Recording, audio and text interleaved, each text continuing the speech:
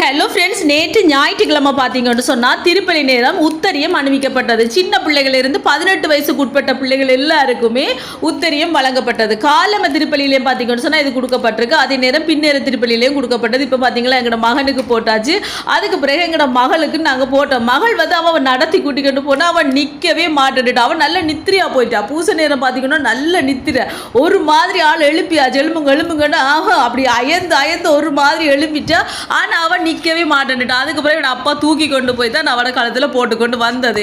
ஏன்னு சொல்லுங்க, அவன் சரியான சோம்பலா போயிட்டு பிள்ளைக்கு அளவலிக்கிட்டான் நித்திரையில். ஆனாலும் அது போட்டே ஆகணும் கண்டிப்பாக. அதோட நாங்கள் கொண்டு போய் அவருக்கு போட்டாச்சு. பார்த்தீங்களா, 2 பேருக்கும் போட்டாச்சு. மகனுக்கும் போட்டு அதுக்கு பிறகு மகளுக்கும் போட்டாச்சு.